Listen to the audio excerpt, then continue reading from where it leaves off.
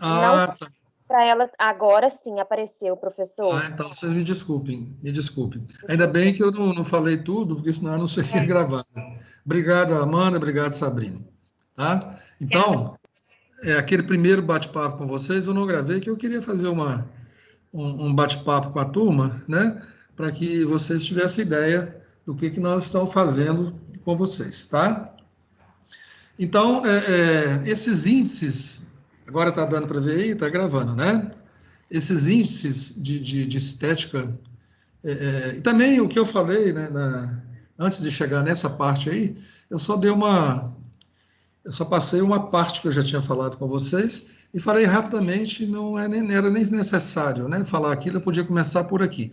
Mas só falei um pouco sobre os levantamentos para que vocês pudessem chegar aqui dando uma recordada na aula, tá? Isso aqui também eu vou passar rápido porque já foi dado, eu vou abreviar um pouco isso aí, mas eu vou falar das dentições e das estéticas, né?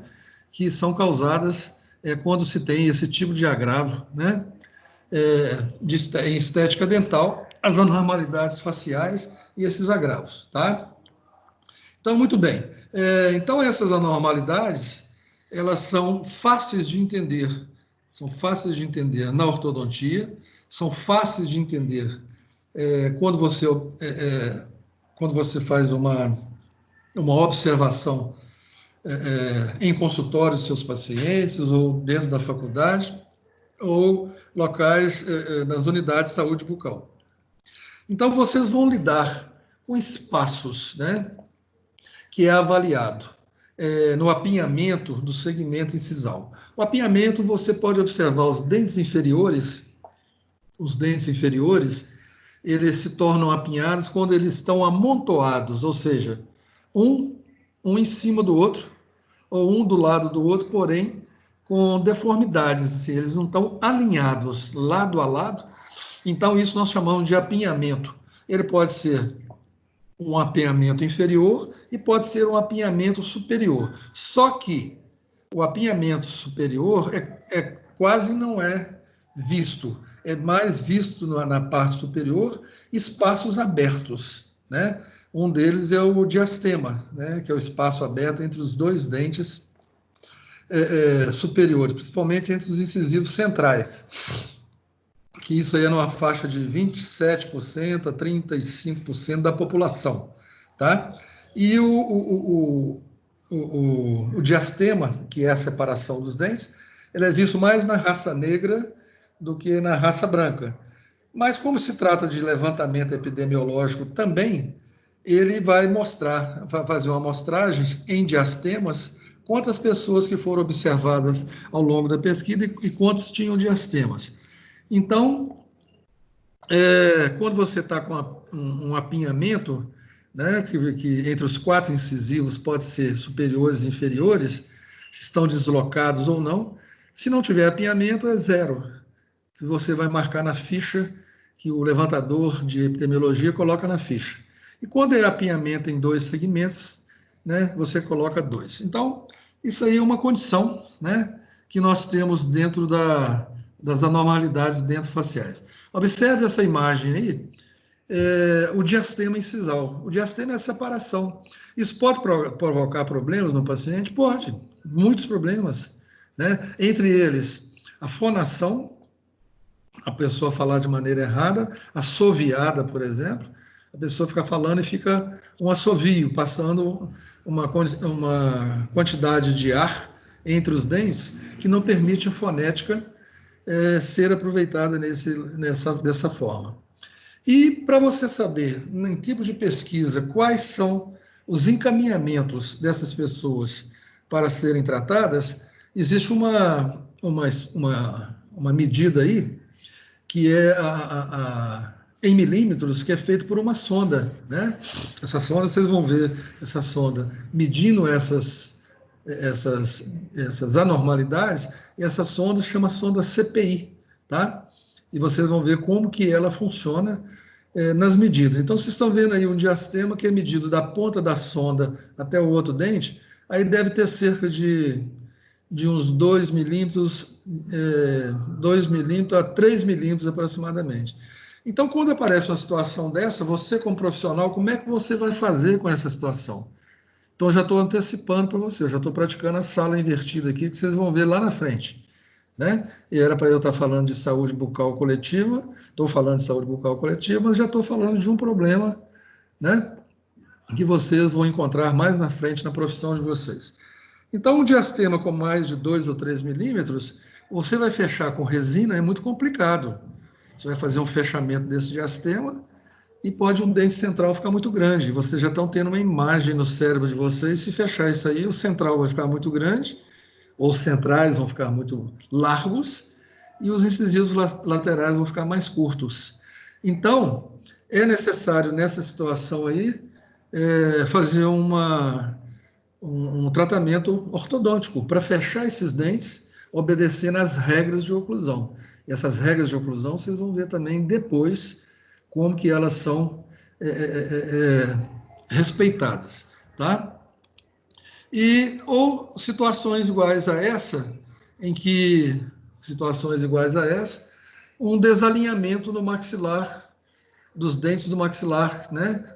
Um desalinhamento maxilar anterior dos dentes maxilares, que estão nos alvéolos maxilares, dentro da maxila, né?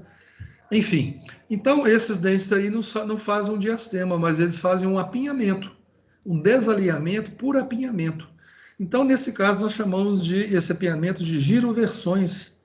Então, essas giroversões, quando examinada, e ela tem uma profundidade ali, olha, de um incisivo lateral para o incisivo central, de mais de 3 milímetros, quase 3,5 milímetros. Então, vocês estão vendo a setinha aí mostrando que esse dente está para dentro. E isso aí, só com ortodontia que coloca esse dente no lugar. Só com tratamento ortodôntico. Então, nesta forma,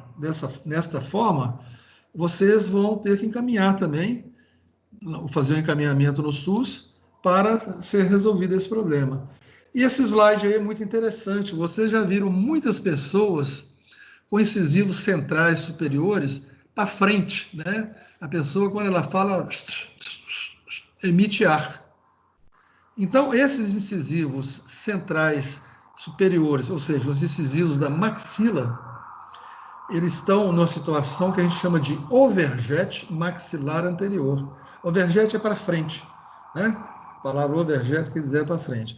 Então, os dentes superiores estão para frente dos dentes inferiores. Isso não tem forma nenhuma de fazer cirurgia, forma de fazer nada. Tem sim, perdão. A não ser a melhor forma ser a ortodontia. A melhor forma é a ortodontia, ou seja, jogar o incisivo central que está aí na imagem para trás e esse incisivo central inferior jogá-lo dentro do cíngulo do dente, dentro dessa curvatura que existe aí no incisivo central, que pega um pedacinho da raiz aí, faz um contorno e depois faz um deslize para frente. E vocês vão aprender isso no segundo período, né? Eu dou essa matéria para vocês sobre anatomia dental. Essa anatomia dental, vocês vão fazer dentes em cera e vocês vão lembrar dessa imagem que eu falei com vocês, tá? Vocês são capazes de fazer um dente em cera, virar um incisivo central e cada um mais lindo que o outro. Tiveram muitos dentes que foram repetidos, a pessoa teve que fazer novamente. Mas a maioria dos alunos do segundo período brilharam em muito nesse requisito aí de fazer anatomia. Muitos mesmo. Nós tivemos mais notas boas do que notas medianas, tá? Então, esse overjet é chamado overjet maxilar anterior. E se for o dente da mandíbula que tiver para frente e o dente da maxila para dentro? Então, aí também pode-se tentar a ortodontia. E se a ortodontia não tiver jeito, nessa situação que nós chamamos de prognatismo, que é aquela pessoa que tem o queixo alongado para frente, nessa situação aí, o que vai acontecer? Ou pode acontecer? Fazer uma cirurgia ortognática.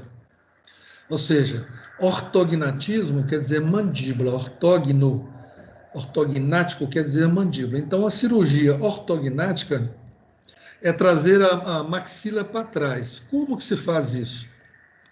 Corta um pedaço da mandíbula, um pedaço que pré-estudado, tira aí, às vezes, 1 centímetro, 2 centímetros ou 3 centímetros de osso da mandíbula, ela é recortada e é colada depois, de um lado e do outro, na mesma proporção.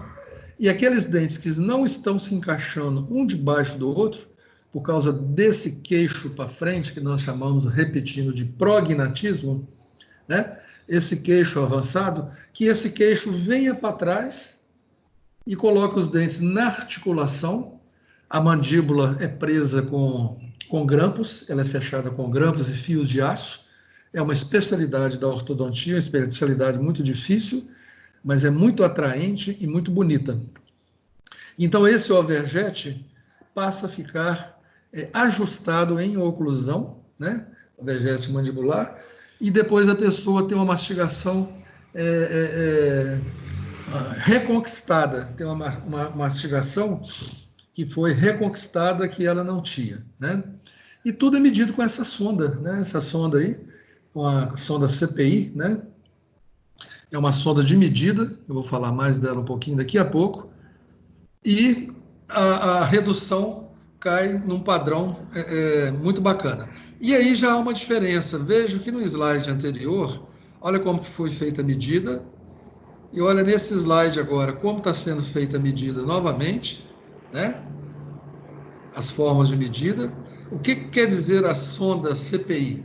Ela mede o índice periodontal comunitário, né? Ou seja, como é feito pesquisa, ela vai trabalhar comunitariamente, né? Ela é esterilizada, as pessoas levam diversas sondas, né, esterilizadas para fazer esse tipo de índice, e tem o índice PIP. Vocês vão aprender daqui a pouco o que é o índice PIP. É o índice de perda periodontal, tá?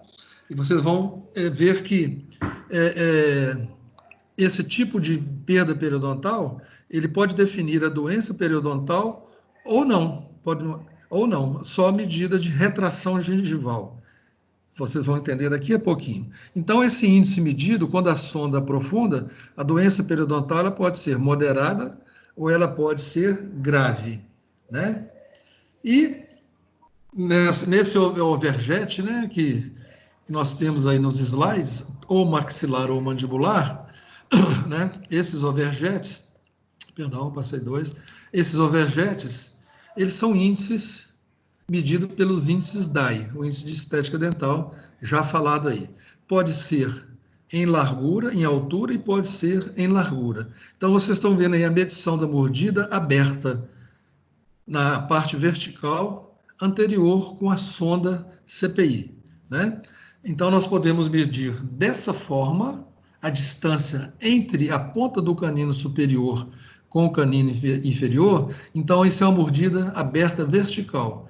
Ou pode ser uma medida, como estou mostrando novamente aí, em deslize, né, que a gente chama, com os dentes para frente ou para trás. Então, pode ser na horizontal, essa sonda está horizontal, é um índice de medida horizontal, e aqui é o índice de medida da mordida aberta na vertical.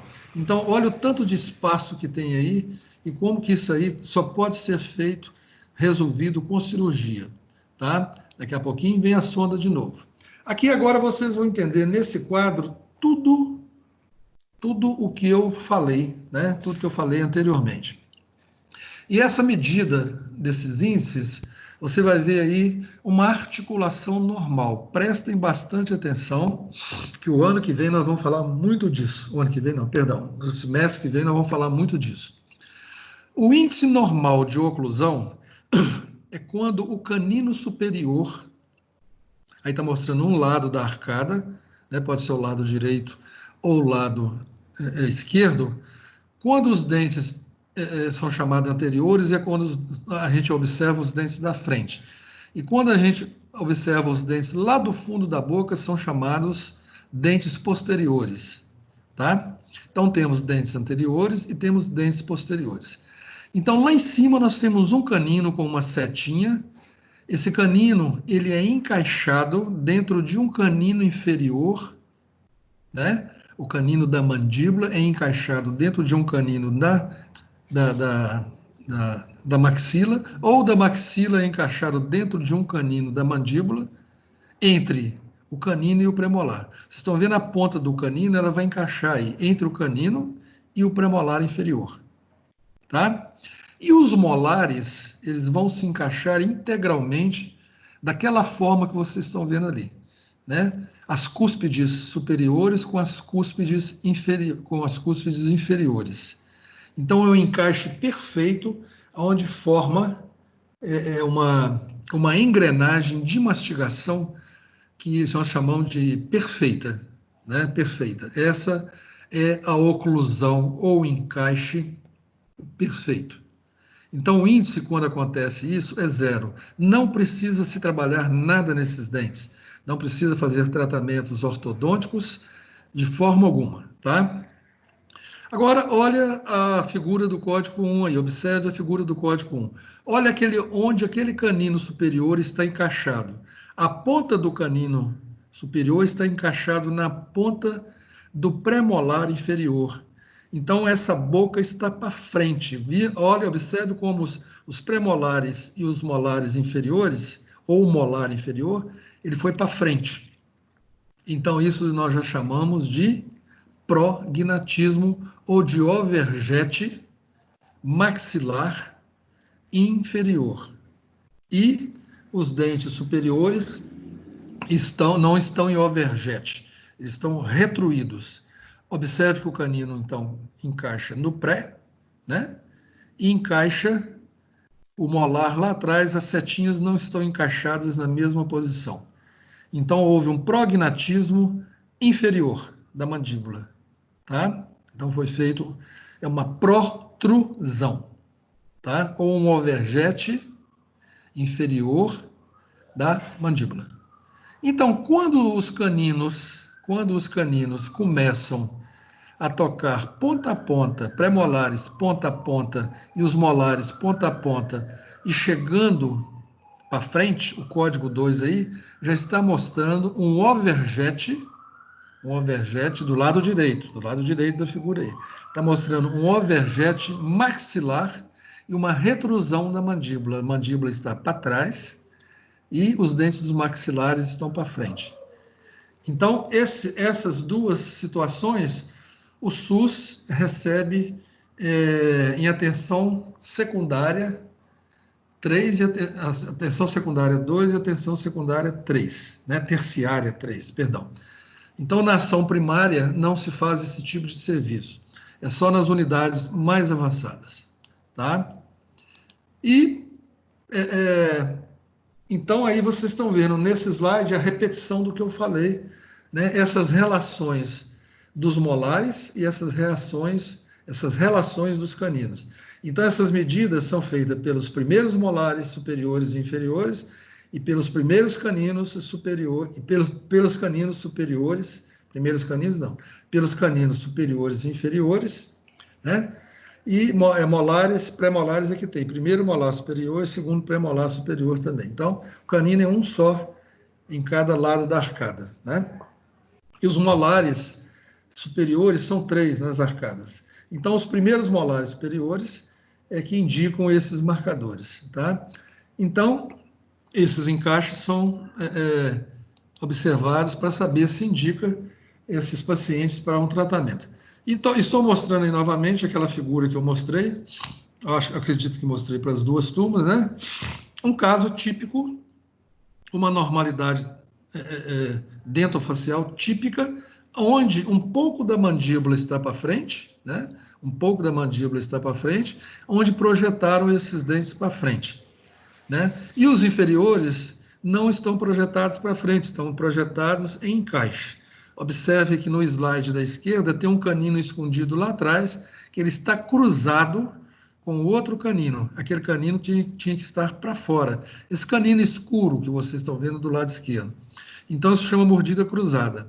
Ninguém vive feliz, ninguém arranja um emprego, arranja sim um emprego, mas com muita dificuldade no mundo de hoje, onde a importância da estética é fundamental, né? Tanto a estética fundamental como a articulação para a mordida, ou seja, a função mastigatória também.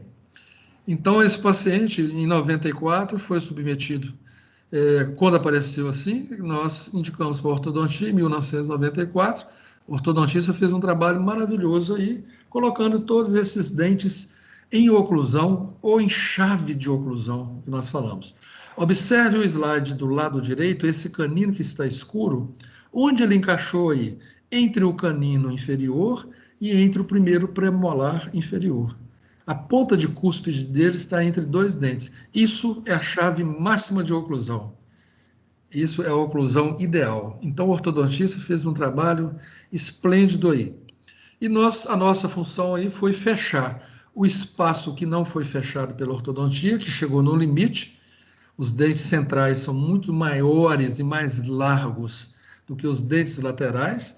Então, nós tivemos que reduzir com brocas o tamanho desses incisivos centrais e fechar o diastema, ou seja, ficou um pequeno espaço entre os dois centrais de menos de 2 milímetros. Então, nós fechamos com resinas e os dois laterais foram alinhados também em altura, tanto com os caninos, com os centrais e com os premolares. Ou seja, ficou uma estética bem legal, né? E, para isso, foram feitos alguns outros trabalhos também nesse paciente, onde esses dentes foram amarrados pela parte de trás deles, a parte posterior, foram amarrados com fitas, que nós chamamos de fitas de contenção, e aparelhos de contenção, e os incisivos inferiores foram também amarrados pela parte posterior deles, a parte lingual.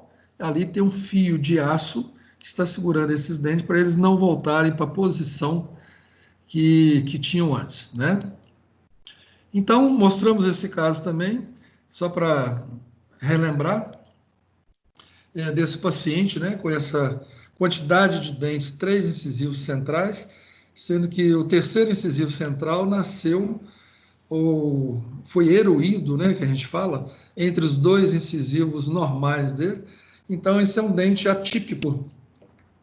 É um dente chamado supranumerário que veio entre os 2 incisivos centrais, afastando esses dentes e dando um caso de agravo que foi falado atrás, logo mais antes disso aí, que é a giroversão.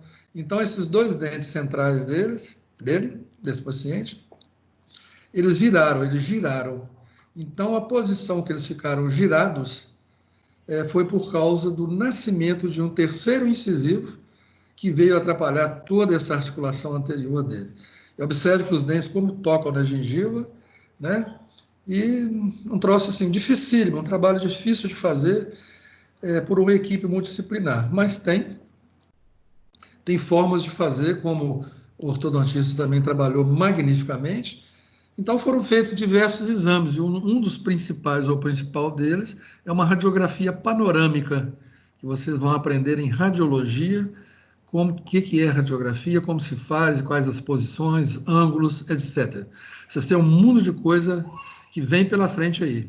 Então, tem que estudar muito, tem que ter muita atenção nos estudos para chegar em fases mais futuras, né, fases futuras, que vocês vão precisar de colocar todos os conhecimentos primários, né, que vocês vão estar sendo submetidos, né, aos conhecimentos, que são as anatomias dentárias, são as anatomias de cabeça e pescoço, para que vocês possam se tornarem grandes profissionais. Eu tenho fé nisso, né? Espero estar junto com vocês uma longa data para vê-los formando, né? Vendo vocês vencedores.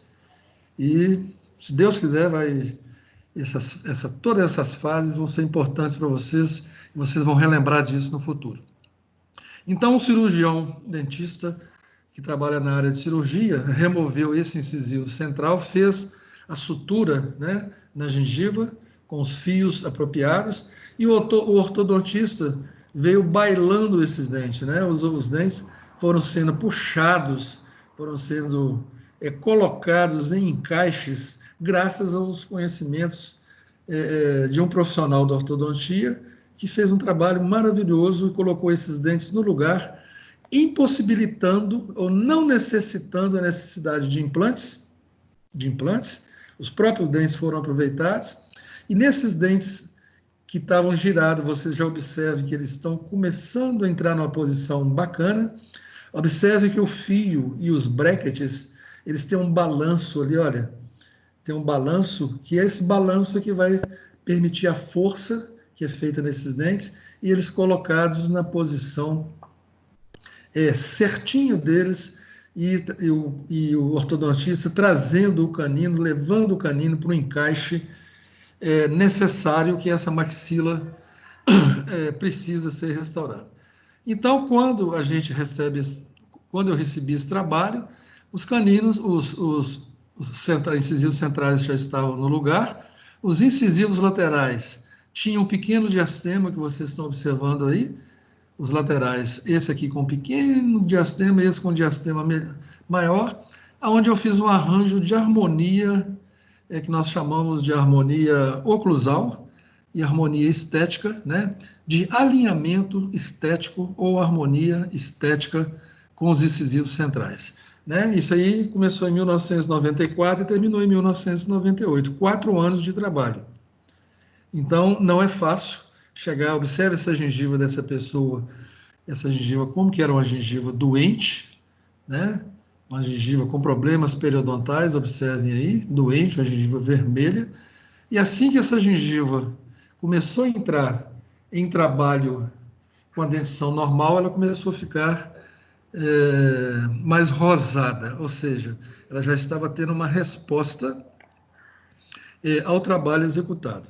Então, esse trabalho foi executado todos em resina, né? Todos em resina, e atrás dos dentes, ou seja, na parte palatina da maxila, nós chamamos parte palatina, é a parte posterior desse dente. Nós fizemos uma aplicação de um material, que é um material de reforço, ele é um material que tem, são fios de cerâmicas, que são colocados nessa parte palatina, onde eu amarrei esses dentes para que eles não voltassem para a posição anterior. Quantos anos fica isso aí? Muitos anos. A resposta é essa. Vão ficar muitos anos até formar um osso mais regularizado para que esse paciente não tenha o retorno desses dentes fora da posição. Tem que amarrar esses dentes. E os inferiores, como eles são amarrados? Os inferiores, eles são amarrados com fio ortodôntico, né? Nos inferiores, eles são amarrados com fios ortodônticos. Esses tipos de fios aqui que vocês estão vendo, e são... talvez aí na sala, talvez tenha até alguém que já usou ortodontia, e os dentes inferiores estão com os fios de amarrio, né? Então, esse paciente, a situação dele era essa, né? Depois do serviço terminado, ficou assim. E alguns anos depois, 2 ou 3 anos depois, ele já bem um pouquinho mais idoso, né? Ele ainda está com os dentes bem posicionados, bem alinhados e amarrados. Ele higieniza isso passando o fio dental através de uma agulha entre os dentes. A gente deixa espaço para isso, vocês estão vendo, para fazer a higienização. Então, é um trabalho assim que, para uma pessoa, é muito gratificante, muito gratificante. A vida da pessoa, a autoestima dela se torna outra, se torna muito maior. Então, essas fases, né, das próteses que nós falamos também, vocês vão encontrar situações assim, olha, nenhum dente necessita de prótese. Ou, às vezes, a pessoa desdentada parcial, mas a prótese não está presente, então, ou desdentado total, eles usam o índice 0, ou tem tudo ou não tem nada, né? Então, eles usam o índice 0, mas que precisa ser trabalhado. E o índice 1 aí é quando é feita uma ponte fixa, vocês vão aprender sobre isso também. Ela pode ser uma ponte fixa anterior ou uma ponte fixa posterior. Isso depende de cada indicação lá dentro do SUS. Então, a prótese dentária ela pode ser 2 pontes fixas, uma anterior e uma posterior, dentro da boca, e usa-se o índice 2, né? Na outra fase aí, era uma ponte fixa só, que é o 1 aqui, ó, tá vendo? Uma ponte fixa de molar a pré, ou uma ponte fixa de canino a central, depende da situação da pessoa. A ponte fixa é muito melhor do que se colocar um aparelho removível, uma prótese removível. O aparelho removível, no caso, a gente fará aparelho ou PPR, uma prótese parcial removível. Então, isso é chamado de ROT, né? É chamado de ROT, e ela é uma prótese removível anterior, né? Nós chamamos prótese removível anterior. E também pode ser uma prótese fixa, né? Uma ponte fixa, no número 4 aí, e uma prótese removível. Pode ter uma prótese fixa de molar até pré-molar, né? E uma prótese removível, porque faltam os dentes anteriores. Então, o SUS tem essas classificações, né? Ou uma prótese total, que é a número 5, né? E não teve informação, é o número 9 a preencher. Tá? Isso dentro do levantamento epidemiológico.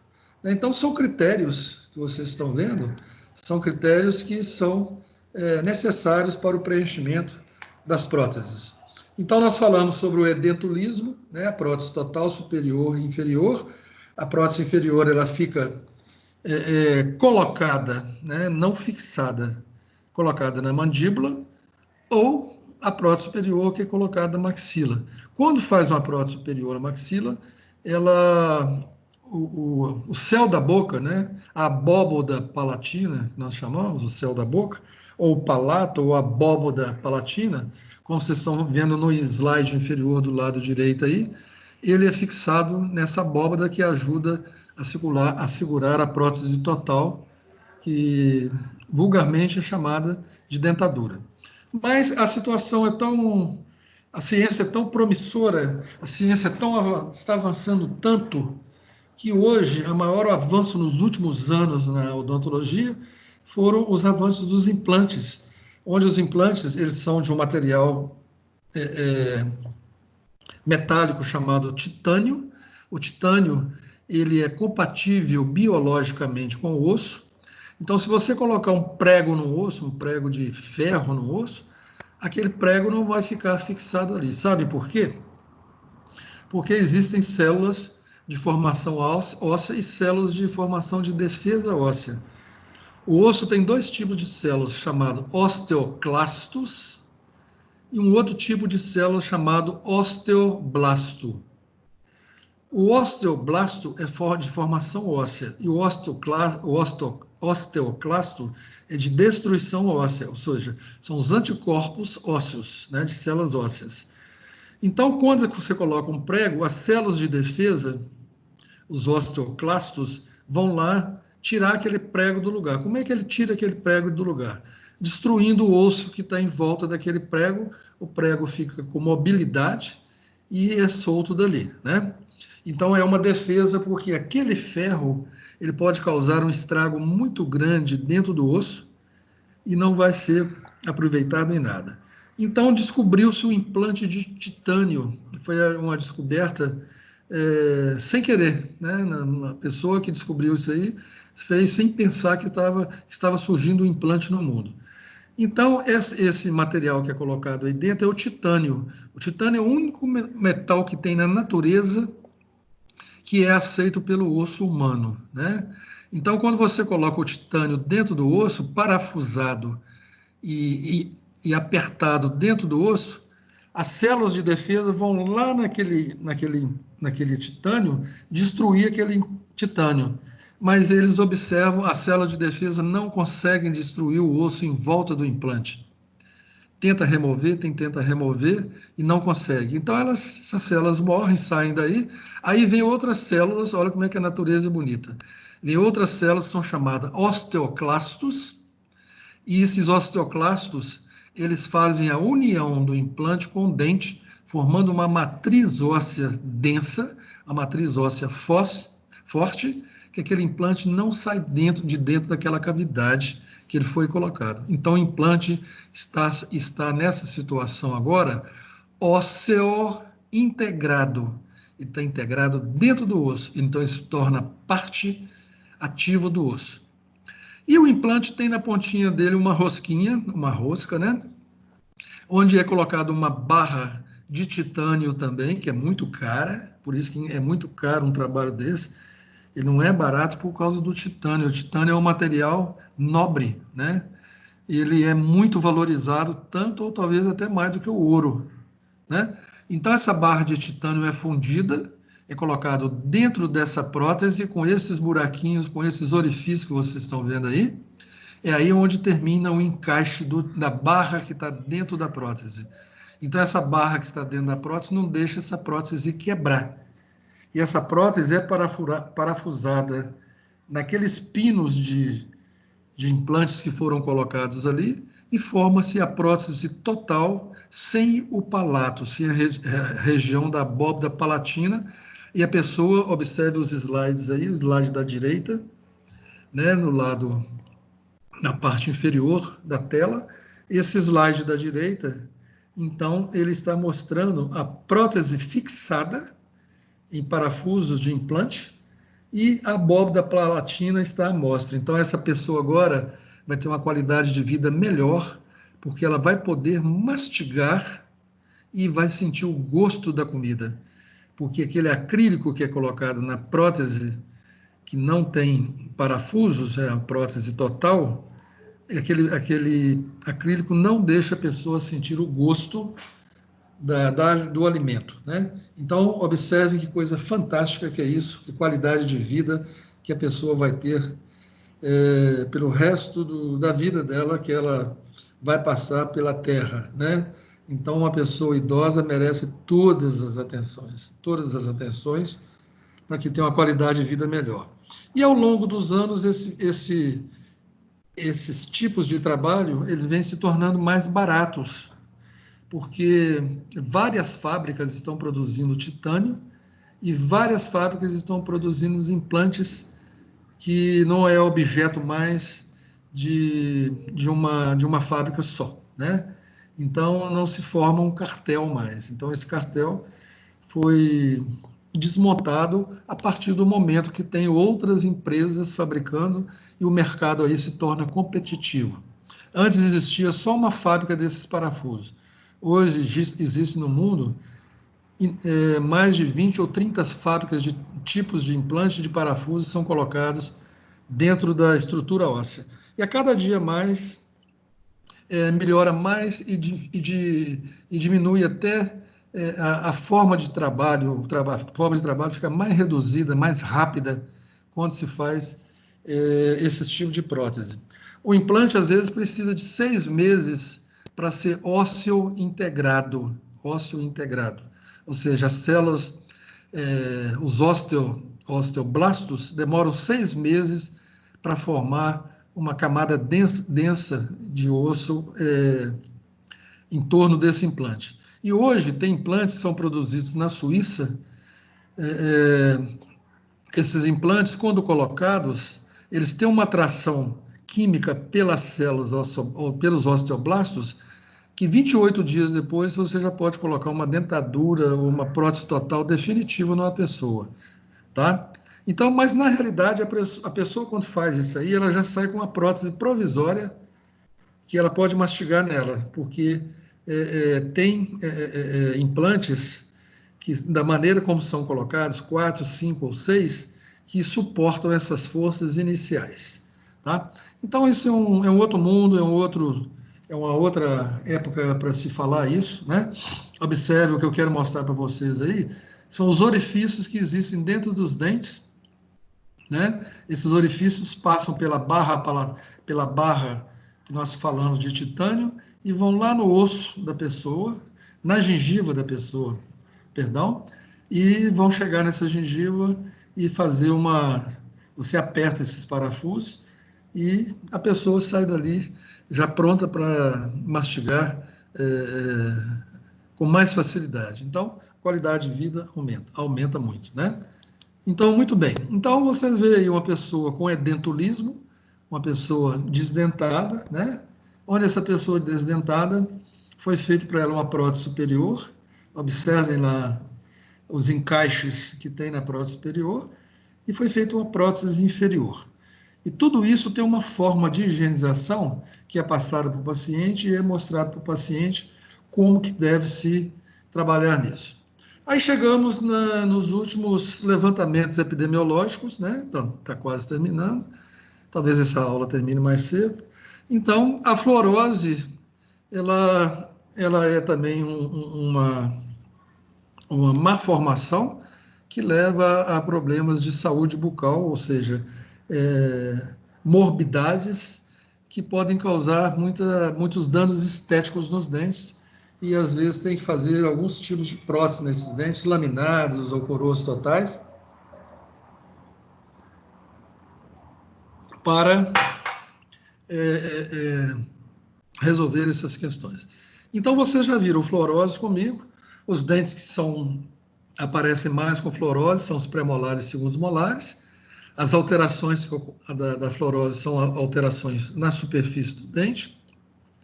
E é um indicador sensível, porque você tem que saber a gravidade, né? Se é moderado, se é leve, se é uma gravidade moderada, se é uma gravidade leve, se é uma gravidade, é um caso de muito agravo, né? Se é um caso grave. Então, para colocar os índices para que o SUS convoque essas pessoas para serem tratadas dentro das unidades de saúde. Então, uma gravidade normal, um critério, um código normal, o esmalte apresenta translucidez. Então, é fácil de observar, né? A superfície é lisa, ou seja, ela não é escavada, ela não é afetada, né? Ela não é uma superfície saliente, com depressões, com a presença de marcas feitas pela fluorose.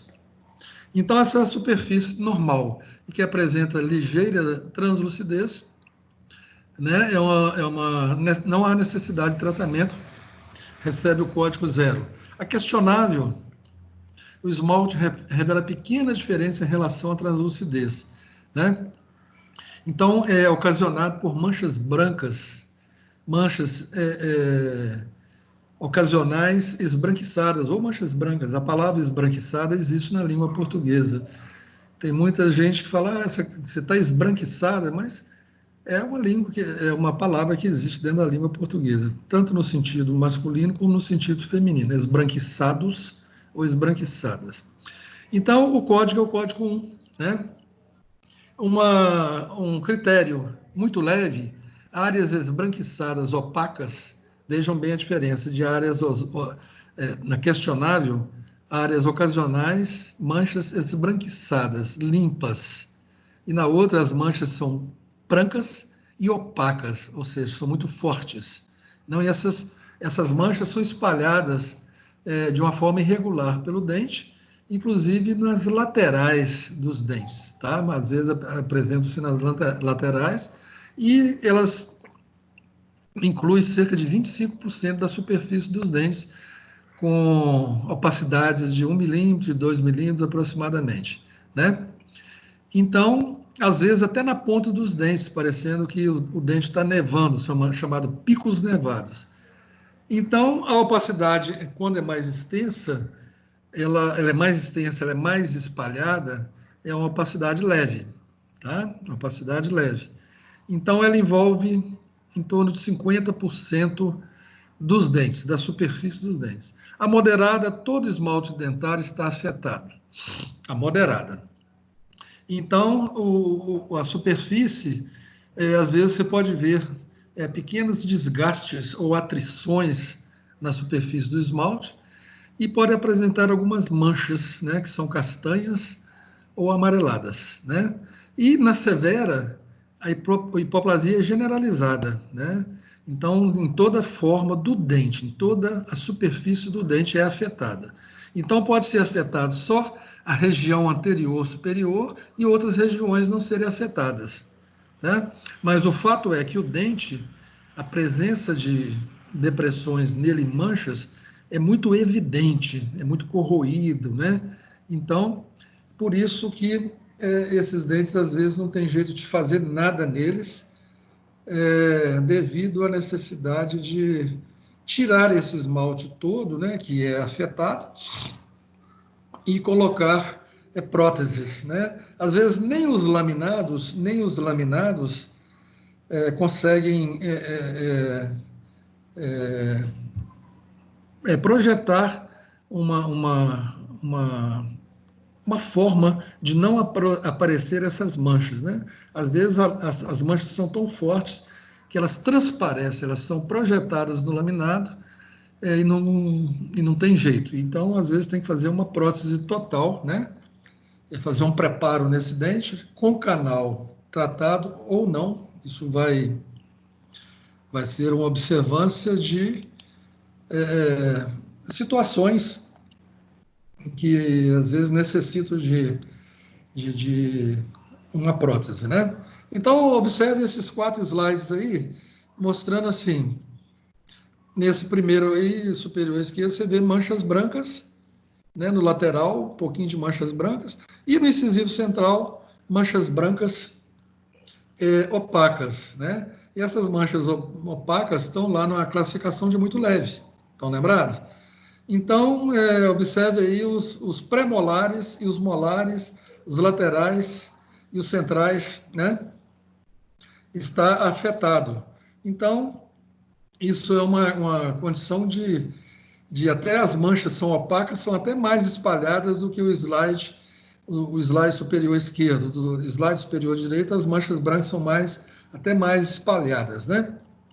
Então, essa é uma opacidade, nós chamamos de mais extensa um pouquinho. Então, é classificada como item 3, né? Ela é leve. Então, isso é facilmente removido com tratamento odontológico, né?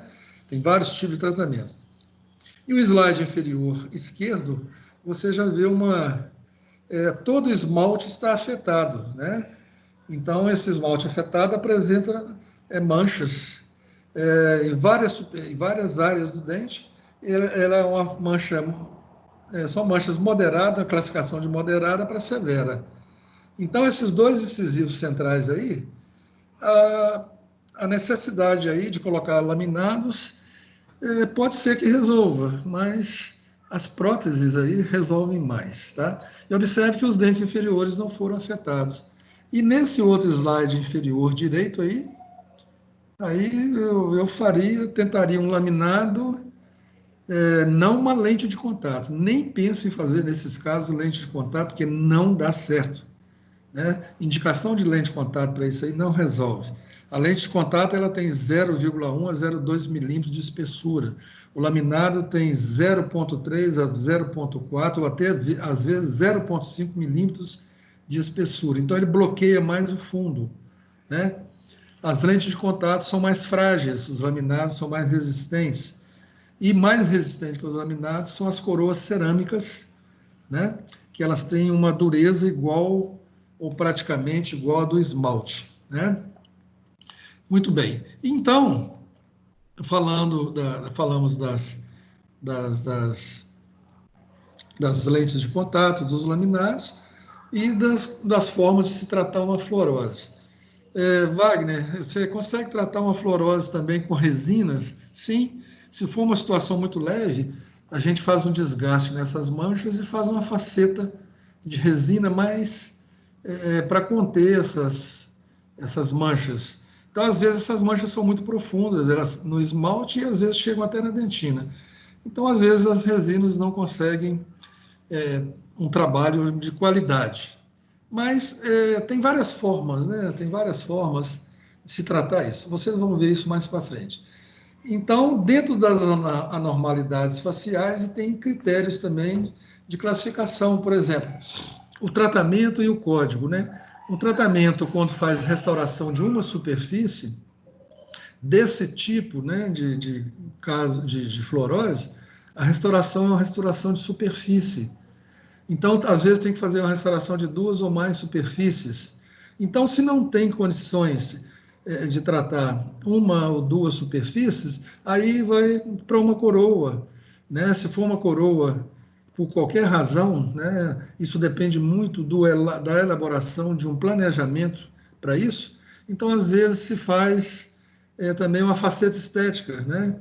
E se um tratamento odontológico ele chegou perto da polpa ou chegou a afetar a polpa, né? Aí tem que se fazer um tratamento de canal, que é o tratamento pulpar, e mais uma restauração ou uma prótese, né? E tem casos que no tratamento das anormalidades tem essas classificações específicas, pode ser até o caso de se fazer uma extração, né? A anormalidade é tão grande que às vezes não tem, a raiz está afetada, a raiz tem lesões cariosas, vocês vão ver no quadro da direita aí. E então, às vezes, tem casos até de remineralizar uma mancha branca, ou seja, tem formas de se tratar essas manchas com remineralização, né? Na época certa, vocês vão aprender isso dentro da odontologia. E tem casos que se coloca apenas selantes, por exemplo, o esmalte com manchas brancas ou manchas escuras que poderiam se tornar cárie, aí é tratado com selantes, só o selante de uma superfície oclusal. Então, esses selantes são chamados selantes de cicatrículas e fissuras, né? Então, isso aí também pode ser tratado. E, sem informações aí, o 9, né? Sem informações aí, não teve informação, o paciente não compareceu. E no código ao lado, você tem código A, B, C e D, até L, para decidos, dentes decidos. Para dente permanente, você tem numerações da coroa e da raiz. A coroa vai de 0 a 9, né? De 0 a 9. E, e da raiz vai de 0 a 3, e depois vai de 7, 8, 9, dependendo do que está acontecendo. Então, tem raízes rígidas que não precisam ser trabalhadas, raízes cariadas, existem raízes cariadas, existem, que precisam ser tratadas, né, com código 1, e restauradas com raízes restauradas com restaurado mas com cárie, né? E com código 2. Então, existe raízes precisam ser restauradas que não tem sem cárie, que é o código 3. E vocês vão ver algumas situações que ao longo do curso vocês vão aprender. Então, aí tem selante em raiz, tem apoio de ponte ou coroa dentro de raízes. Então, às vezes, a raiz precisa, só tem a raiz, não tem a coroa, e ela precisa ser tratada, e ali coloca um núcleo metálico, um núcleo de fibra de vidro ou outro tipo de núcleo para segurar um dente, né? Para o dente ser apoiado. Então, uma raiz precisa ser tratada de canal e colocação de uma coroa ou de uma ponte. Então, existem diversas situações que são anotadas e que vocês vão aprender essas situações para quando, se ou não estiverem trabalhando dentro de unidade do SIS, você já tem esse repertório todo aí que é falado, que você vai ter um curso sobre isso dentro do SUS, mas você já vai para lá sabendo que você está conhecendo isso aí. Isso até eleva a sua autoestima ao fazer uma prova, né? Para que você, às vezes, consiga até um cargo maior dentro do SUS por já ter esses conhecimentos guardados em mente. Logicamente, né? Aqui eu estou mostrando a tabela mais ampliada para que vocês, em casa, estudem isso, vejam como isso está compilado para o papel, depois as estruturas do SUS, e que você tenha conhecimentos disso ao prestar um concurso e fazer um trabalho bonito, né, dentro dessas etapas todas, né? Então, o quadro maior aí para objeto de estudo. E agora vamos falar de uma coisa muito importante para todos nós, né? Que é a doença periodontal, né? Que vocês vão aprender ainda, mas aqui vocês já vão saber algumas coisas, como medir essa doença. E vocês fazendo um trabalho para nós, né? Vocês fazendo um trabalho para vocês de doença periodontal, bem feitinho, vocês vão sair na frente, né? Um trabalho bem feitinho, quando vocês tiverem aulas de anatomia, quando vocês tiverem aula de anatomia do dente, e quando vocês tiverem aula de periodontia, e quando vocês estiverem já trabalhando com seus pacientes, vocês já sabem periodontia e vão ficar felizes em ter aprendido na educação reversa, né? Na educação reversa. Então, esse tipo de metodologia, esse tipo de didática, né, é uma didática muito interessante, tá? Muito interessante. E eu tenho certeza que vocês vão fazer belos trabalhos depois de estarem já incrementados dentro das aulas que vocês vão ter para frente, tá? Fiquem tranquilos com isso, que isso vem bem tranquilo a caráter, né? Isso vem bem tranquilo a caráter de uma educação melhor para vocês, né? A caráter de técnicas melhores, a caráter de técnicas de aprofundamento didático muito melhor do que vocês poderiam ter em outras formas de trabalho, tá? Podem ter certeza disso. Esse caráter muda muito quando você aprende, o caráter muda muito, tá? Então, os dentes é dividido por sextantes, né? Os sextantes vocês vão aprender como se faz, né, esse tipo de trabalho, e os sextantes eles são organizados por quantidades de dentes anteriores e posteriores, tá? E o que é essa sonda, que é chamada de CPI, é uma sonda de medidas de profundidade, né? Medida de espessuras, é uma sonda simples que tem um marcador que vai de 0 a 3 milímetros, vem 3,5, depois vem 4, 4,5, vai até 7, até 8 milímetros, acredito que vão ter dentes que vão ser medidos por vocês, né? Então, essa doença periodontal, medida por essa sonda, que essa sonda é chamada índice periodontal comunitário, ela serve de uma maneira universal, ela é universal essa sonda, tá? Então, vocês vão observar se o dente, colocado essa sonda, se o dente sangrou. Vamos passar a imagem, outra imagem, olha lá. Se o dente, depois eu volto à imagem. Se o dente é colocado, a sonda é colocada, se o dente não sangrou, você aperta a gengiva, essa sonda tem uma bolinha que ela não fura a gengiva, é uma sonda muito suave, muito boa, vocês vão adquirir isso na época certa. Essa sonda, se colocou na gengiva e não sangrou, o índice é 0. Colocou na gengiva e sangrou um pouquinho, né? Porque sangrou um pouquinho, você viu o sangramento, o índice é 1. Ou seja, essa gengiva está entrando em doença periodontal. Então, se tem cálculo, né? Se tem pequena quantidade de cálculo, mas com toda a área preta da sonda visível, então vamos lá, com toda a área preta da ponta visível, olha aqui. Aqui ela não está visível, aqui ela já está visível quando ela aprofundou. Esse índice sangrou e aprofundou mais, esse índice já teve o sangramento, esse índice aí é o índice 2, tá? Então, cálculo, mas com a quantidade dela da ponta visível, né, a área preta dela visível, esse índice é o 2. Então, você está diante de um cálculo que tem nessa região. Se essa sonda aprofundou de 4 a 5 milímetros, com a margem gengival na área preta da sonda, observe o índice 4, olha a área, a ponta dela aprofundou toda, né? Perdão, o índice 3 aí, ela aprofundou, mas a sonda, a margem ainda é visível, pequena parte da margem da sonda com índice preto visível, esse aí é o índice 3. Olha o tanto que aprofundou. O que é esse aprofundamento? É quando o dente está perdendo a inserção dele, a inserção do ligamento periodontal, que é do osso. Professor, Oi. eu não estou ouvindo os gráficos, eu acho que você está explicando o gráfico e eu não estou vendo eles aqui. Não, gráfico, eu estou falando gráfico, a palavra gráfico?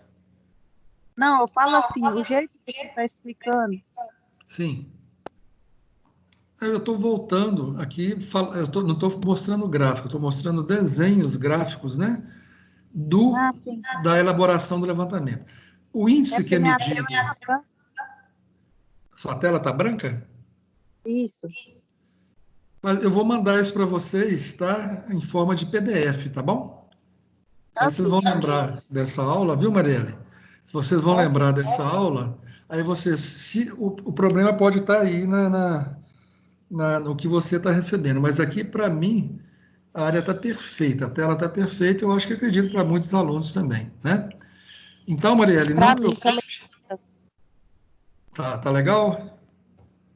Quem falou aí? para mim tá parecendo branco. Ah, tá. Então vocês vão receber, vão lembrar dessa aula de hoje, vão receber os PDFs, né? Que eu vou mandar para vocês, todos eles, com esses, devo mandar uns 2 ou 3 PDFs para vocês já dados, já prontos, e vou mandar para vocês e junto essa aula depois você vai pegar lá no Aba, né? No ambiente virtual, e vocês vão rever essa aula, ouvir essa aula, e vocês vão lembrar disso aí com o PDF, vocês podem até passar no PDF, que vai ser interessante também, né? Então, o índice 3, vou passar aqui para vocês verem o índice 3. É uma bolsa de 4 milímetros. Essa sonda, ela tem da ponta dela até essa primeira ponta aí do pretinha, essa marcação preta, ela tem 3 milímetros, então 2 milímetros, 2 milímetros e meio. Então, quando chegou nos 3 milímetros, chegou na ponta preta aí. Então, essa já entrou mais aí. E eu estava falando o seguinte, quando chega nessa situação, já houve a perda do ligamento periodontal, o ligamento que liga a raiz desse dente na gengiva e no osso. Debaixo dessa pontinha arredondada da sonda, vocês estão vendo o ligamento periodontal, essas fibrazinhas que existem aí numa posição vertical, né? Essas fibras irregulares que vocês estão vendo aí, esses são os ligamentos periodontais. Eles é que ligam os dentes, essas fibras, né, o ligamento, eles é que ligam a raiz do dente e a gengiva do dente, que liga o dente à raiz ou ao osso alveolar. O osso alveolar, vocês estão vendo ele aparecendo abaixo da gengiva, no 3, no 1 e no 0. Essa outra porção aí, onde tem umas duas faces e uns risquinhos, esse é o osso. Esquematicamente, esse é o osso. Então, o índice 3 que nós falamos aí, didaticamente, uma bolsa de 4 milímetros a 5 milímetros. E a bolsa, ela contém pus. Ela contém abscesso, contém sangue, que já passa a conter abscesso. Aí não fala, aqui não está falando aí nessa imagem, nessa prancha que eu estou falando aí, nesse slide que está aí agora, situado, mas essa bolsa periodontal, ela está afastando é por causa da doença periodontal, tá? Da doença periodontal. E ela é medida com essa sonda. Prestem atenção, porque vocês vão ver essa sonda em outra situação, né, de levantamento epidemiológico ou de exame clínico. Daqui a pouquinho vocês vão ver essa outra sonda. E o 4 já é a bolsa de 6 milímetros ou mais. A área preta da sonda já não está mais visível. Então, se existe só em um dente, né, só em um dente presente, né, só de um dente presente, em um só dente, no sextante, ou seja, isso é avaliado em 3 ou 4 dentes, mas tem os dentes que são os dentes bases para avaliação. Daqui a pouquinho vocês vão ver isso. Então menos de 2 dentes presentes, esse sextante ele é excluído, ele não tem problema de doença periodontal. A doença periodontal, quando ela é atacada, quando ela ataca um dente, e se ela ataca mais 2 ou 3 dentes, o sextante é incluído. Todos os 3 a 4 dentes, ou de 3 a 5 dentes do sextante são incluídos. Se tem só um dente, que ele tem a doença periodontal, ele não é colocado como um agravo da doença periodontal. Ele é excluído, tá? Então, nessa situação aí, nós temos os índices 0, 1, sangramento, 2, aprofundamento de menos de 3 milímetros, 3, já aprofundamento de mais de 3 milímetros, e 4, um índice onde teve uma perda óssea acentuada, uma perda gengival acentuada, onde se formou bolsa. Então, essa sonda mede, né, a CPI, a sonda mostra a doença periodontal, tá? Então, mostrando aí para vocês como que é essa sonda, né? Essa sonda, ela pode ir até até 11 milímetros, olha aí. Então, está lá mostrando o risco. E quando chega na situação aí, o dente já está perdido. Quando chega numa situação de 8,5 milímetros, o dente já está praticamente perdido. Perdeu toda a inserção dele dentro do osso. Ele fica pouco inserido no osso.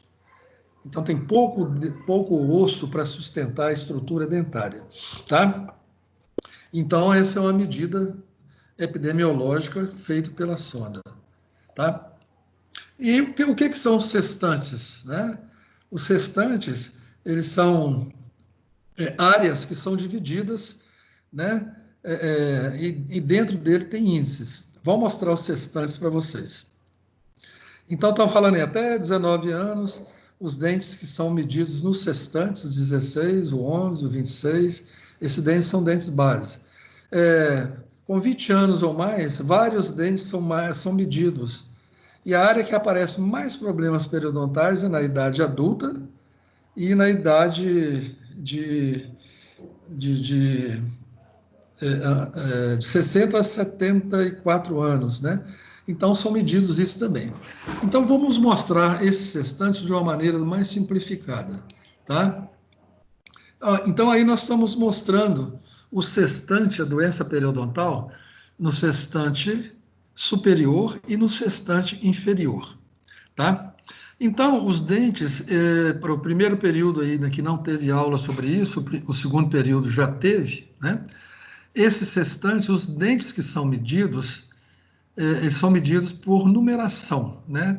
Então, você olhando para a boca, aí você está vendo a boca, o maxilar superior e o maxilar inferior, que é chamado de mandíbula, tá bom? Olha o que eu estou falando. O maxilar inferior, ele pode ser falado maxilar inferior, que é a mandíbula, mas nós costumamos falar apenas a mandíbula. Nós não falamos outra conotação a não ser essa. Então, nós temos aí o dente incisivo central superior direito de vocês, o nosso incisivo central superior direito, ele tem um número 11, tá?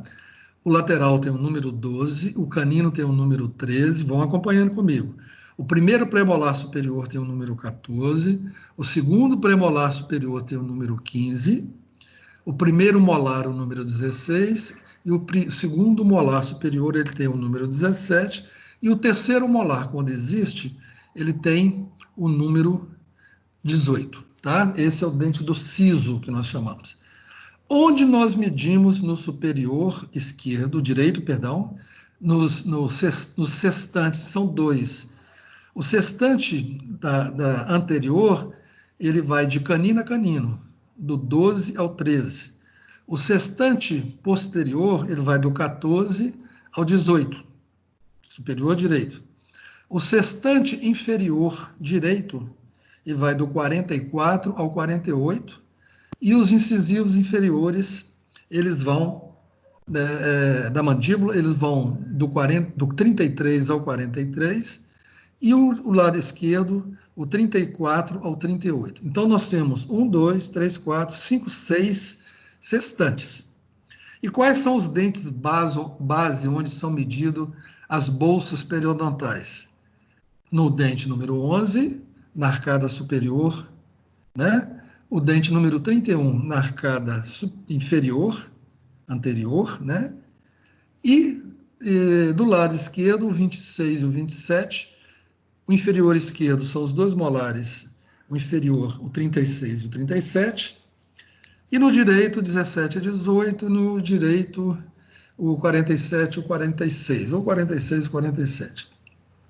Para que vocês entendam o que eu estou falando, tanta numeração assim, a numeração na odontologia é feita pelos 4 incisivos anteriores.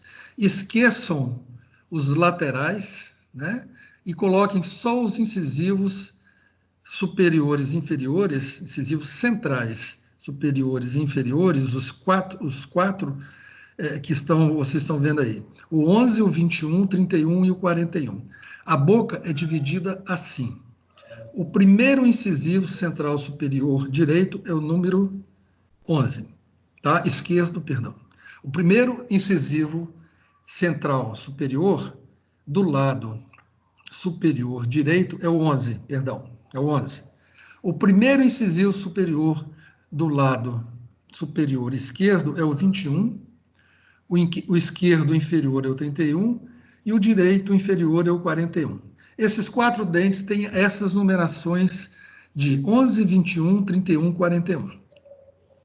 Então, observe que o 11, o incisivo direito, ele projeta o 12, o 13, o 14, o 15 até o 18. O incisivo central superior esquerdo, ele vai do 21 ao 28.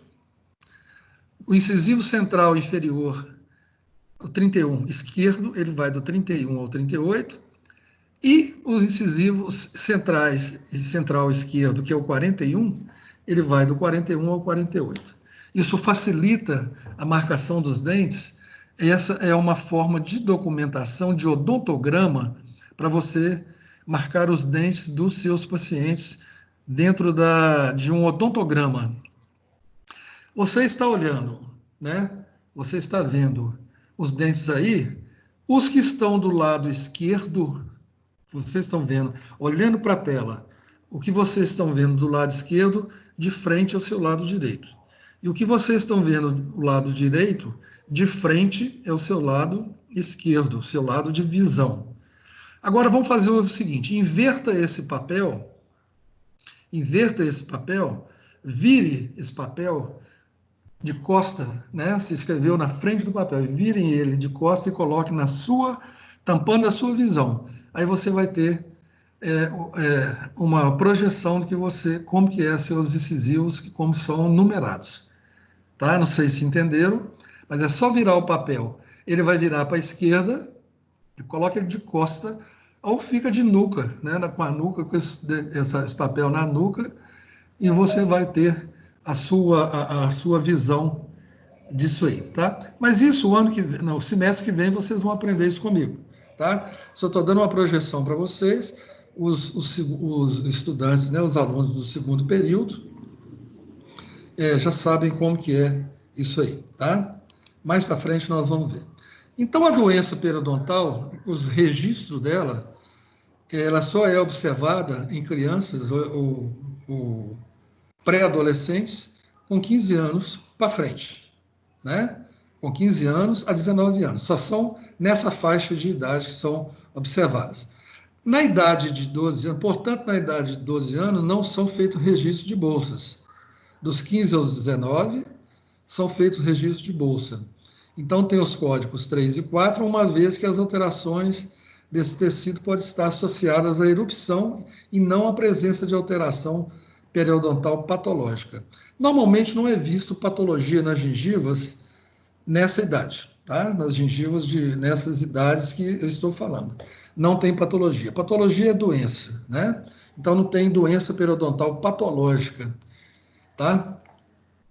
Embora eles tenham menos dentes nessa fase, que tem muitos dentes para nascer ainda, na fase de inferior, de 10 dentes, né? Inferior a 10 dentes por sextante, né?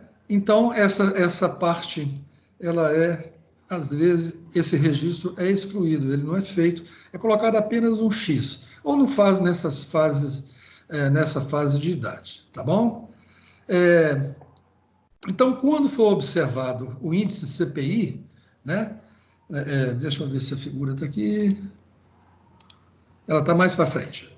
Vamos fazer o seguinte, ler primeiro aqui, depois nós chegamos lá. É a mesma coisa que na doença periodontal é feita uma medida também, onde não tem sextante com sangramento. Aí nós vamos falar da medida PIP, o PPI, né? O PPI.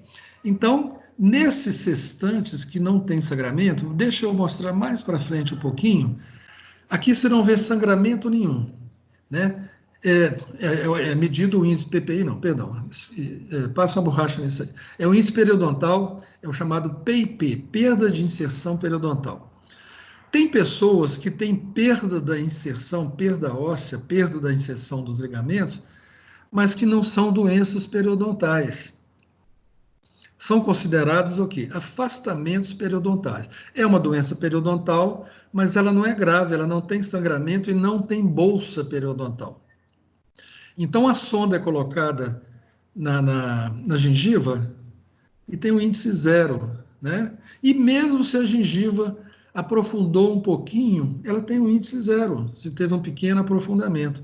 E se teve um aprofundamento maior do que 3 milímetros e não sangrou, ou até do que 4 milímetros e não sangrou, e até do que mais de 4 milímetros e não sangrou, e até 4 ou 8 milímetros aí, ou 5 milímetros e meio, até 8 milímetros, não sangrou, é porque essa doença periodontal não é acompanhada de bolsa.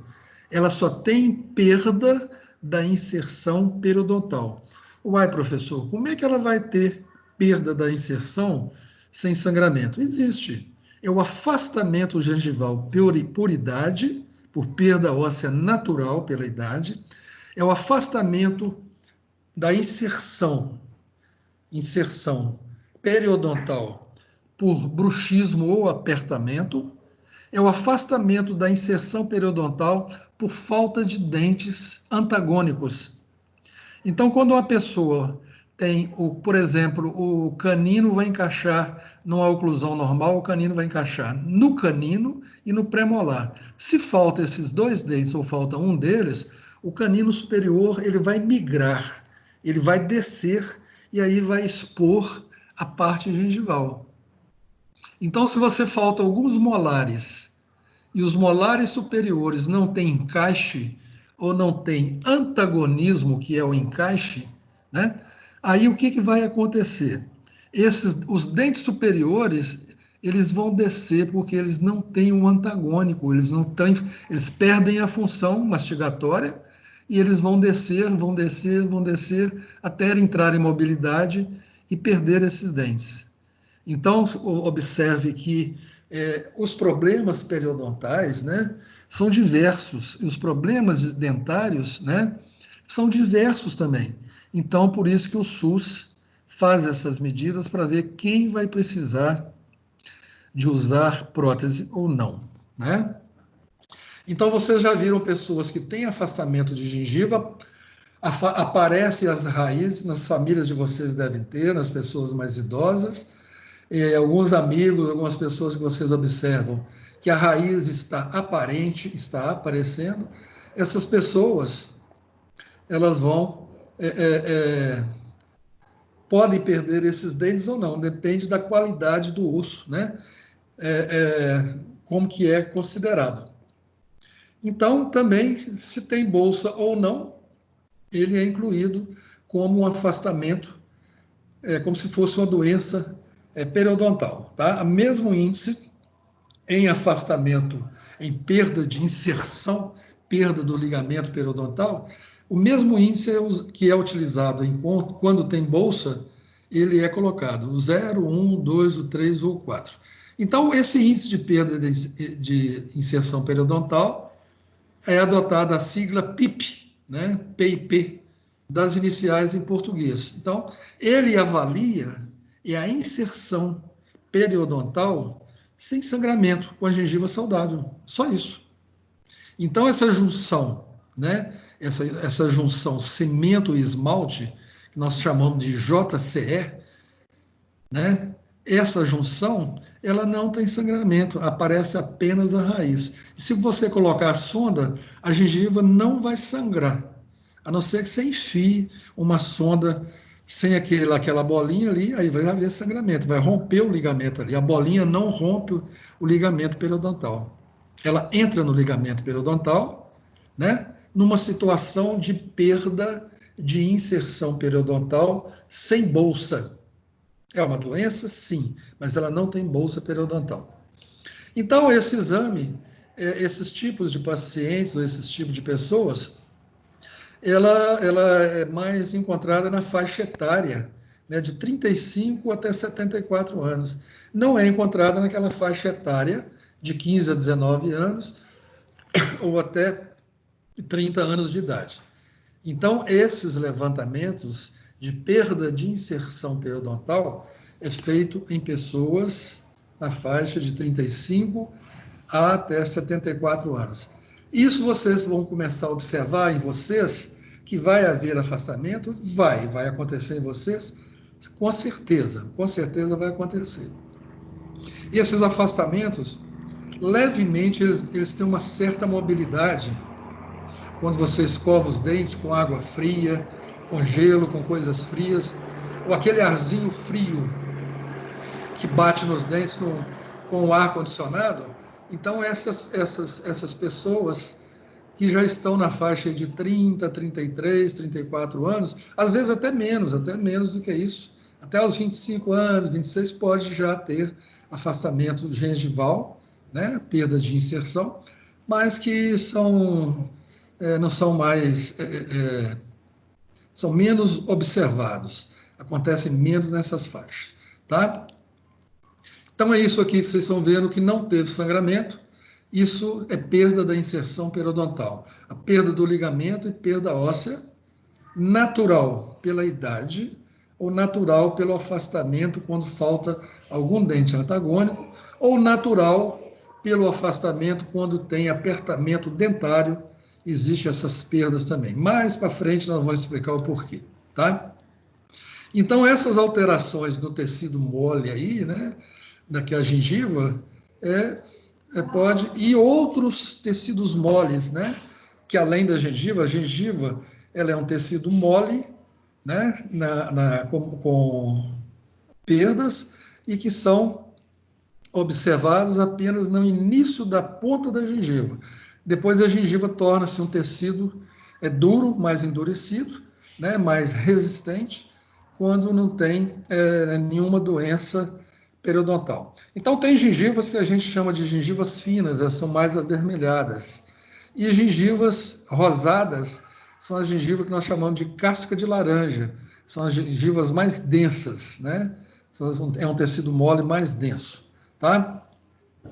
E para chegar na parte final desse trabalho, onde a gente fala da gengiva, nós também já falamos mais atrás, lá em outro local, sobre os tipos de câncer de boca, os tecidos onde o câncer de boca, o tecido mole, o lábio, língua, etc. Nós falamos de câncer um pouquinho, né? Então, o câncer é uma coisa que todo aluno, todo estudante deveria conhecer nas primeiras etapas da vida universitária deles, porque o câncer, se não for bem observado, ele mata. A doença periodontal não mata. Então, é uma responsabilidade muito grande que nós temos nas mãos. E quanto mais informações sobre os tipos de câncer bucais, né, que aparecem nos pacientes, nas pessoas, isso aí, quanto mais qualificado e mais conhecimento nós tivermos, desde o início da nossa formação, nós vamos estar fazendo um grande favor para nós. Vocês vão estar fazendo um grande favor para vocês estudarem mais, conhecerem mais e se tornarem profissionais no futuro de um conhecimento muito grande que você pode detectar e resolver, tá? Então, essa área da boca é uma área médica, é uma área de uma especialidade muito importante. E nós temos que conhecer, não é só dente, nós temos que conhecer, gente, tudo que está dentro da boca nós temos que conhecer. Músculos, nervos, ligamentos, células, glândulas, dentes, papilas gustativas, que são formadas por células, né? Ossos, tudo isso a gente deve entender que quanto mais cedo nós tivermos conhecimento disso, né, melhor para nós como profissionais. Tá bom, gente? Então, aí termina essa parte da pesquisa com a boca e aí vem uma parte interessante, que a parte da pesquisa é a psicossocial, né? É a parte psicológica, a parte muito importante, né, para os comportamentos que nós vamos encontrar em nossa vida profissional. O SUS, ele adverte e faz uma elaboração de entrevistas também da condição de vida sociocultural das pessoas. E lembrem-se que vocês vão trabalhar, vão conhecer, muitos de vocês vão estar especializando em muitas áreas, né? Em muitas áreas. Você pode ser um cirurgião, você pode ser uma pessoa que é uma endodontista ou um endodontista, né, que é o tratamento canal. Vocês vão poder ser até especializados em odontologia hospitalar, trabalhar em hospitais, e vocês vão conhecer muitas coisas em todas as áreas. Você pode ser uma pessoa que vai mexer com estética, que vai trabalhar com implantes, e você tem que ter um conhecimento, o máximo possível de conhecimento, e serem atuantes nesses conhecimentos, mas não esquecer de uma coisa: você vai estar trabalhando com um ser humano, um paciente. Então, esse ser humano, ele tem muita história, ele tem muita coisa a ser contada, tem muita coisa a ser falada, principalmente o lado psicossocial que essa pessoa vai mostrar para vocês. Então, as aulas que vocês vão ter de psicologia são muito importantes, muito importantes. Não esqueçam de ver as palestras que vocês vão ver.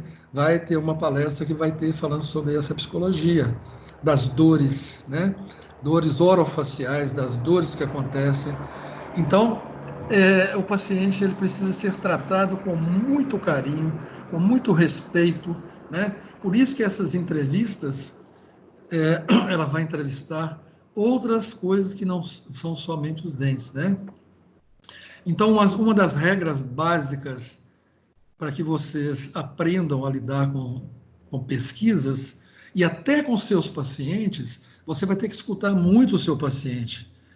Na fala que ele produz, nas formas que ele transparece da vida dele, que eles colocam para vocês, ou não, você vai poder tirar muitas experiências com essas pessoas na odontologia, tá? Se escute mais, né? Ouça mais do que falar, né? Seja direto, as pessoas às vezes são diretas nas questões, de maneira direta, e seja bem clara e não ameaçadora as questões, as perguntas não podem ser ameaçadoras. Até você, como profissionais, tem que conter-se em algumas situações e não mostrar coisas que ameacem a saúde, né? Coisas que ameacem a saúde. Por exemplo, você vai falar das células bucais, das bactérias bucais. As bactérias bucais, elas podem ser agravos para muitos problemas extra-boca, né? Extra-boca. Pode ser problemas até cardíacos, até matar uma pessoa. Mas a forma que você vai mostrar, não só como entrevistador, mas como um profissional, você tem que tomar todos os cuidados para não deixar uma pessoa confusa e não falar, olha, se você não escovar os dentes, você pode ter problema no coração e morrer por problema de coração, por uma doença que chama endocardite bacteriana. Não, não, não, não. Não façam isso, tá? Você pode, aos poucos, ir falando das coisas que podem ser evitadas e não falar dessa forma. Então, você vai ter que ter um jogo de cintura muito grande nessas entrevistas e com seus pacientes na hora que você for examinar o paciente dentro da sua clínica. Você pode ganhar ou perder um paciente da maneira que você aborda esse paciente, tá? Então, lembre muito bem disso. Tem muitas dicas que você pode receber, né? Pode receber durante a entrevista, né? Goste da entrevista, ou mostre pelo menos aparentemente que você está gostando. Não dê a impressão que está entediado, ou cansado, aborrecido ou assustado, quando for atender uma pessoa ou quando for entrevistar uma pessoa. Existe uma palavra que chama anamnese. Anamnese é você tirar do paciente informações necessárias para o tratamento. Quem preenche um cadastro em seu ambiente de consultório é o paciente que deve preencher. Se ele não tiver condições de algumas informações, às vezes ele não sabe o que é uma doença reumática, né? Se você já teve reumatismo, já teve doença reumática, você não sabe, ele vai deixar em branco e você vai ajudá-lo depois, tá? Você vai ajudá-lo depois. E durante a entrevista também, quem faz isso são pessoas esclarecidas, né? Até com dicas, tá? Normalmente são os dentistas que fazem essas entrevistas. Então, aí fala faixa etária, eu não vou ler isso aí, você vai ler isso e você vai entender, né? Que é um questionário que você vai marcar respostas dos entrevistados e você tem que ele tem que assinar depois, você deve ter sigilo e falar com ele que todas as informações que ele repassa ali são sigilosas, até no seu consultório, quando a pessoa preenche um questionário que nós chamamos de anamnese, e esse questionário vai desde perguntas como você é fumante, você já teve doença infecciosa, sexualmente transmitida, você já teve AIDS, essas perguntas todas são feitas dentro de um questionário padrão para a odontologia. E esse questionário é fornecido pelo Conselho Regional de Odontologia, tá? Então, esse questionário é sigiloso. As pessoas que transitam em seu consultório são suas secretárias, né, seus atendentes, só e você, como profissional, que deve ter, podem ver essas informações. E as reuniões com as nossas funcionárias devem ser feitas no sentido de que, se você fornece alguma informação daquele questionário, você é levado na justiça e o paciente pode ganhar um bom dinheiro com isso. Então, as secretárias têm que ficar de boca calada, é uma coisa de não pode vazar nenhuma informação, e às vezes a secretária nem tem acesso a essas informações, tá? Então isso é muito muito importante, né? As faixas etárias, o SUS até ele dá informações também sobre renda, ele aborda a saúde familiar, aborda a renda das pessoas, porque a renda informa o assalariado, a unidade familiar, quantos cômodos tem uma casa na família, quantas pessoas dormem ali, por causa de transmissão de doenças, só isso, né? Então, as pessoas juntas, né? Se tem escolaridade, se é estudante sim ou não, né? Marcado, se não é estudante, se o estudante, se é estudante, qual a rede, onde que ele estuda, se é rede privada, se é rede pública ou se é outras, né? Para o SUS isso tem muita importância, para ver quem frequenta ambientes menos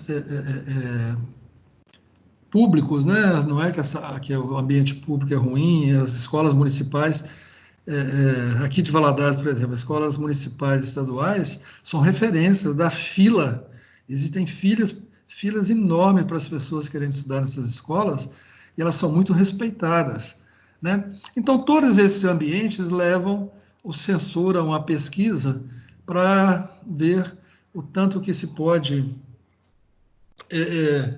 ser válida a pesquisa de uma forma geral, né? Moradia, ser própria, entende aquela moradia, quantos residentes tem ali, né?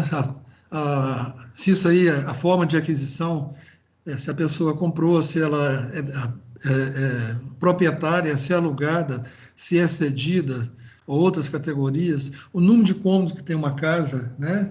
Esses números de cômodos dão muitas informações para a região de pesquisa que é mais necessitada, tá?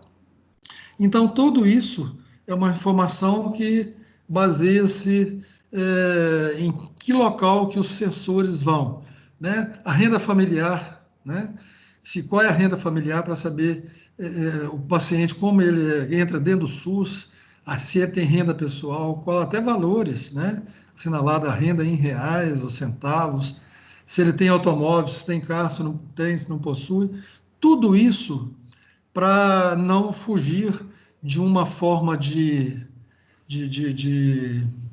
equidade. Lembra da equidade lá no passado? Para que todos sejam iguais e os menos favorecidos tenham também respostas às necessidades de saúde bucal, né, que precisam, né? E se já foi algum serviço odontológico, se já foi ao dentista alguma vez, né, aí o valor socioeconômico de novo, se já foi ao dentista algumas vezes na vida, sim. Se nunca foi ao dentista, indicar o tempo, né, da última consulta, se tem mais de 1 ano, se tem mais de 2 anos, ou mais de 3 anos, né? E onde, né? Ou seja, e onde, né? Qual dentista, não é o nome do dentista, já foi ao dentista, foi de serviço público, ou serviço privado, liberal, serviço particular, serviço suplementar com planos de convênio, se já tratou por alguma filantropia, etc, etc. Então, todos esses itens, não vou ficar aqui falando muito sobre isso, porque não há necessidade, né?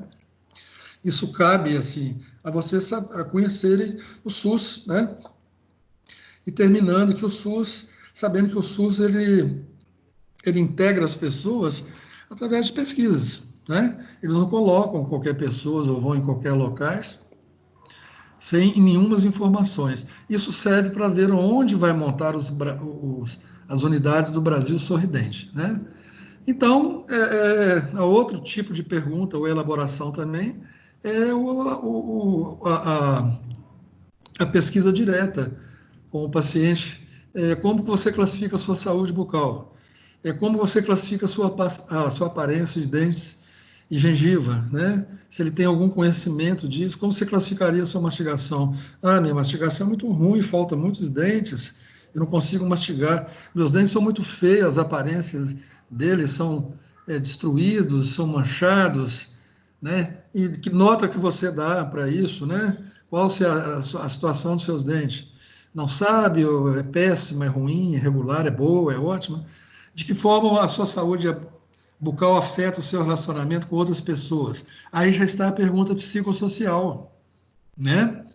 A boca, na boca nós temos alguns segmentos, nós temos os olhos, o nariz, a boca, né? Os lábios também, a boca de uma forma geral, e esses segmentos, o mais importante da boca, da face, sem dúvida nenhuma, todos eles têm importância muito grande, né?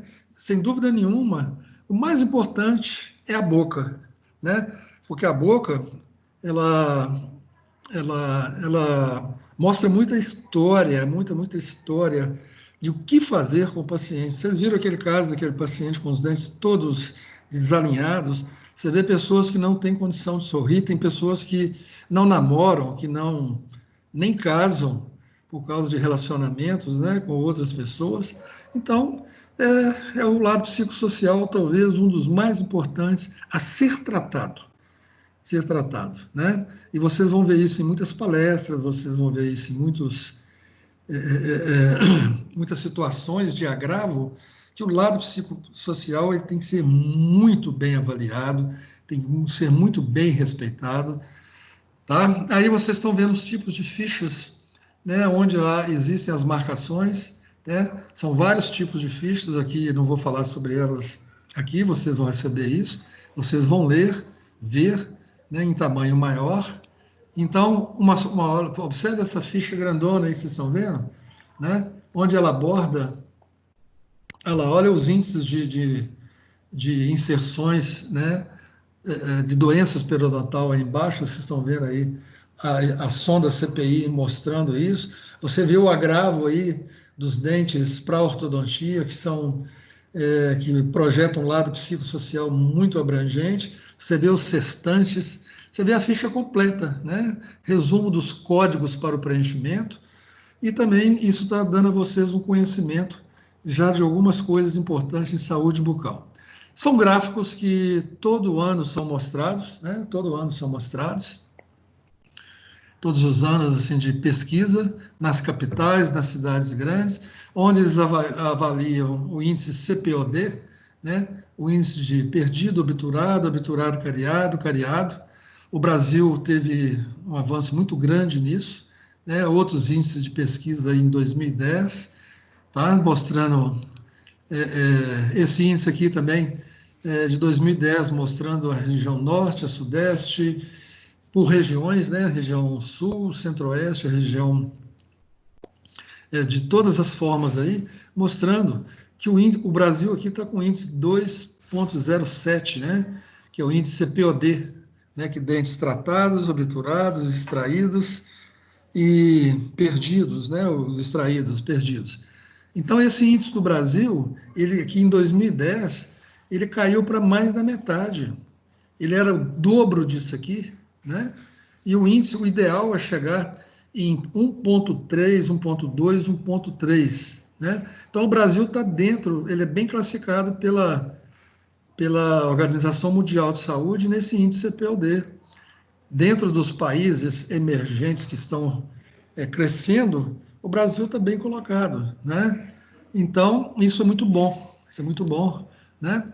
Então, observe aí as faixas etárias desse índice de crianças aí, que é chamado CEO minúsculo, né? Então, esses índices da criança e dos adultos, eles estão bem assim, regulares. O índice está baixo. Tem países que tem 30, 25,5%, né? 10, 15%. O Brasil, na faixa aí de 5 anos, 12 anos, aí, 15 a 19 anos, o índice POD é bom. Mas olha dos 35 a 44 anos e olha na faixa etária aí de 65 a 74 anos, né? Na faixa muito abrangente. Então, os índices são muito elevados, né? São muito elevados nessa faixa. Mas se nós lembrarmos que se fizermos um serviço, desde 2010 para cá está sendo um serviço bacana feito pelo SUS, um serviço grande, abrangente, a tendência é que essas crianças, quando chegarem numa fase adulta, né, e numa fase mais avançada de idade, essas crianças vão estar sendo elaboradas, sendo feito um trabalho muito bonito nas escolas. Essas crianças vão chegar numa fase adulta com índice bem menor do que 16,75, com certeza absoluta, né? O Brasil, ele todo mapeado, quando é feito um levantamento epidemiológico em 2010, você vê a região norte, né? Quais as cidades e as capitais, né? Você vê as cidades principais, as cidades importantes e as capitais que foram pesquisadas. Olha o tamanho da pesquisa que foi feita no Brasil, né? Em todas essas capitais, né? Na região centro-oeste, na região sudeste, Belo Horizonte, Vitória, Rio de Janeiro, São Paulo, e dentro dessas cidades, né? Tiveram aí mais outras cidades maiores que foram também captadas para o levantamento. Então, eles consideram isso aí uma grande, de uma grande valia, né, para isso aí, para essa abrangência de diminuição das epidemiologias no Brasil, principalmente a cárie dentária, que é a pior delas, junto com o câncer bucal e o problema gengival, né, as doenças periodontais, tá? Pessoal, querem fazer alguma pergunta? Né, a aula acabou tendo praticamente quase 3 horas mesmo, né? Nós estamos acabando um horário que abrangeu quase que o tempo todo. Eu achei que ia ser menor, eu achei que ia liberar mais cedo para vocês, mas tá aí o que nós tínhamos que falar hoje. Nós terminamos o SUS, espero que vocês tenham gostado, né? Às vezes a gente tem essas fases que não se consegue muitas práticas, mas é assim mesmo.